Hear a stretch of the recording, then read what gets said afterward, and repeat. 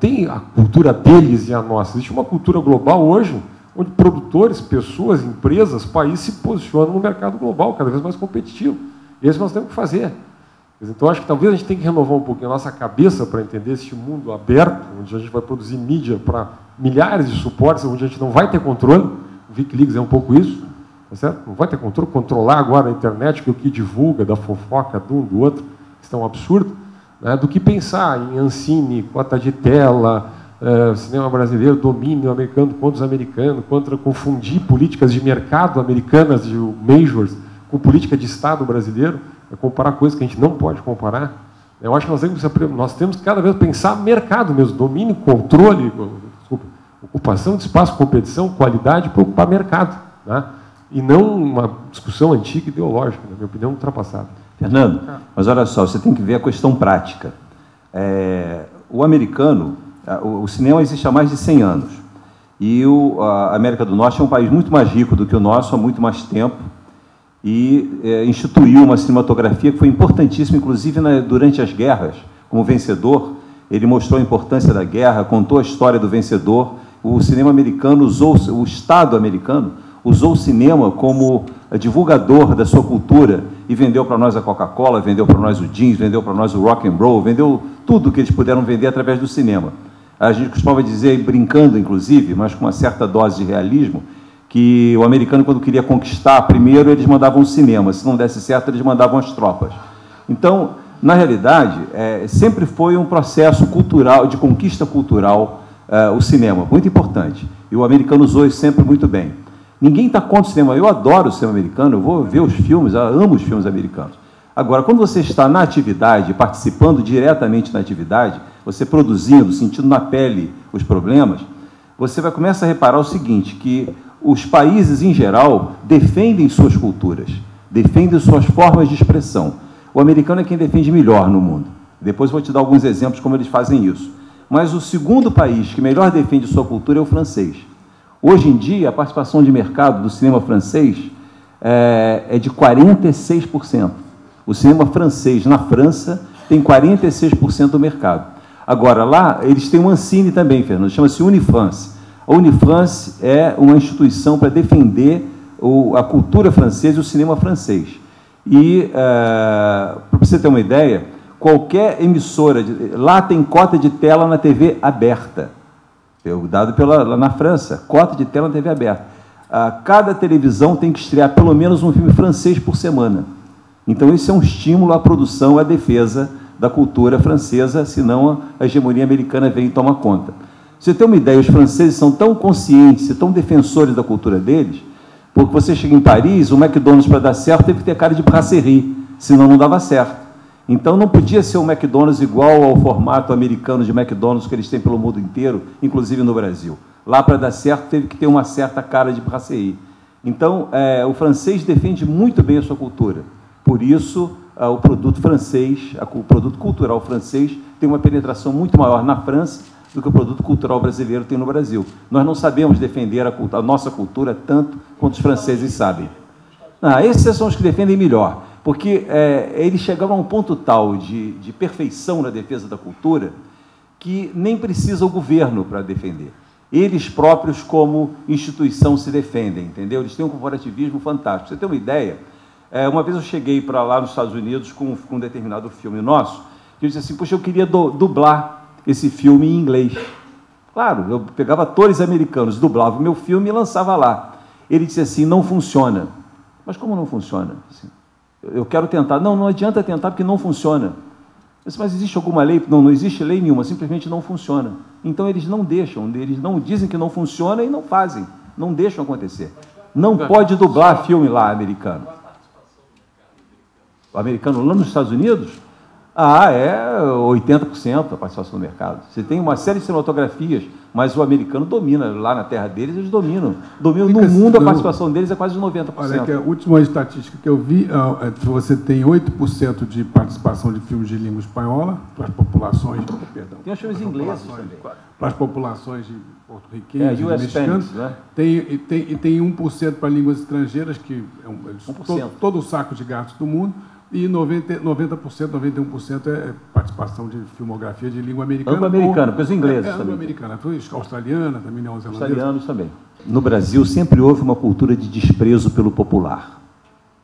Isso é natural. Sempre houve uma cultura de desprezo. Quando nós fazíamos aqueles filmes que você mencionou da Atlântida cinematográfica, naquela época se chamava de chanchada. E chanchada era um termo absolutamente pejorativo.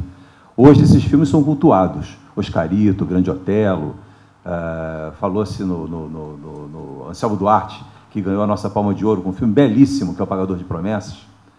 Mas esse filme ganharia até um Oscar hoje em dia. Um filme extraordinário, uma história maravilhosa do Dias Gomes.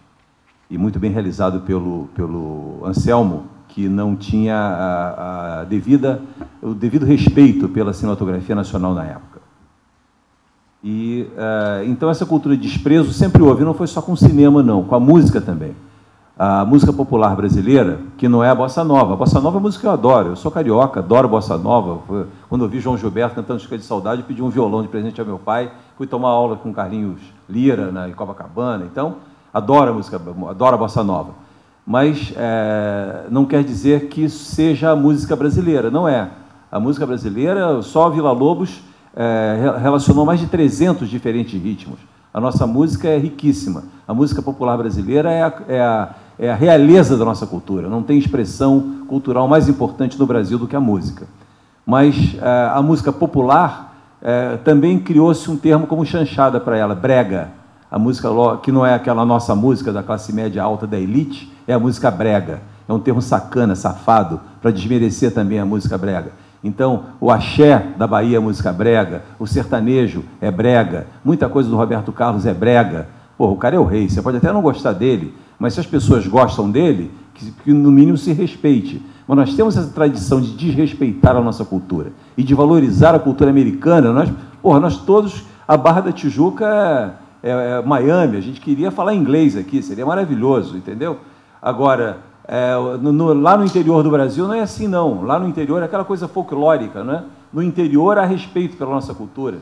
No Brasil, para você ter uma ideia, a teledramaturgia, que foi mencionada aqui, da TV Globo, com as suas novelas, que vende também para 160 países, a teledramaturgia, o Brasil é talvez um dos poucos países do mundo que o horário nobre do playtime das suas televisões não é preenchido com enlatados, é preenchido com a teledramaturgia brasileira. Mas não é por causa daqui do Sul Maravilha, nem da Orla, não, é lá por causa do interior do país.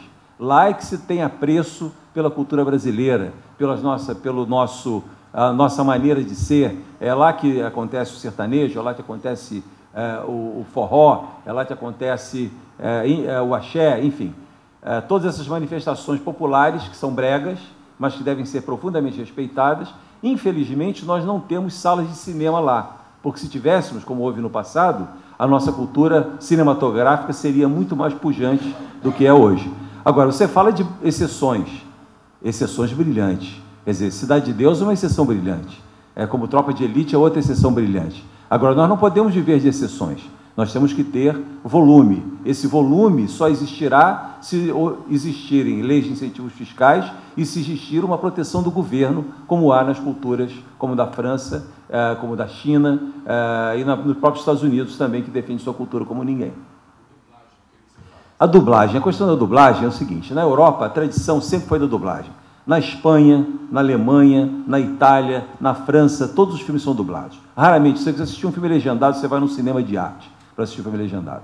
Sempre se dublou os filmes. Então, eles nunca ouviram a voz dos americanos. Eles só ouvem as vozes dos franceses, ou dos alemães, ou dos italianos.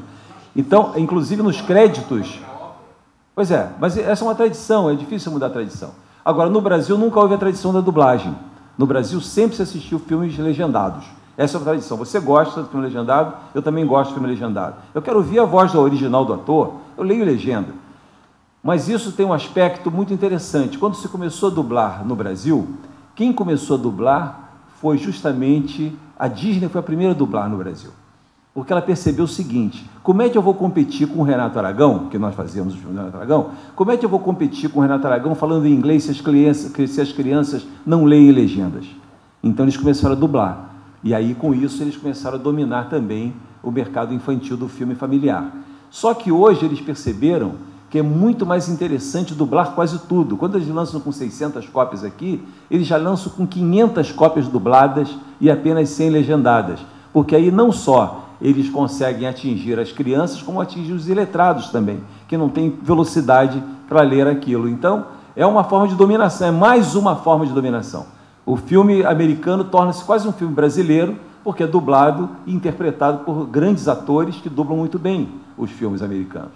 Então, eu não sou contra o cinema americano, ao contrário, nem sou contra os meios que eles usam para vender a cultura deles. Eu acho que eles fazem muito bem, eles estão no dever deles, a função deles. Eles são inteligentes. Nós é que somos tolos, nós é que não sabemos defender a nossa cultura. Se deixasse o mercado brasileiro funcionar a contento, será que a gente não conseguiria fazer a mesma coisa? Fazemos a nossa, entre aspas, dominação em outro lugar? Deixa eu dar um exemplo. Novela brasileira. Você vai em Portugal, as pessoas param para ir ver novela brasileira. Inclusive em Portugal é muito curioso, porque hoje em dia você conversa com jovens. Eu tenho uma sobrinha que está estudando lá, então conheci as amigas. Você conversa com elas, e aí chega uma hora que elas dizem o seguinte: vamos falar em brasileiro? E elas começam a falar sem nenhum sotaque português, porque aprenderam com as novelas. Você quer mais dominação do que isso? Mas por quê? Porque o Estado não se meteu a regulamentar a televisão. Se largasse, por que não se confia no mercado? Por que acha que o mercado só funciona nos Estados Unidos? Somos piores? O Brasil é um dos países mais empreendedores do mundo. Isso aqui sobrevive porque tem milhões de brasileiros de classe baixa que fazem o seu próprio negócio. E sobrevivem contra tudo, contra uma carga tributária brutal, contra uma burocracia idiota, estúpida, contra uma legislação absolutamente idiota, trabalhista, com excesso de direitos, etc. Sobrevive. Por que esse princípio de mercado não pode funcionar no cinema? Isso é que eu não entendo. A razão é muito simples, porque os americanos fazem isso há 90 anos, e um filme, em média, nos Estados Unidos, é produzido com 100 milhões de dólares. E aqui nós fazemos um filme com 2 milhões de dólares. E o preço de ingresso é o mesmo para assistir um e outro. É como se você chegasse numa vitrine de uma loja de carros e tivesse um Gurgel pelo mesmo preço de uma Ferrari. Mas só para os indianos. Custa 25 centavos o ingresso na Índia. Os caras sentam num banco de pau e assistem os filmes indianos.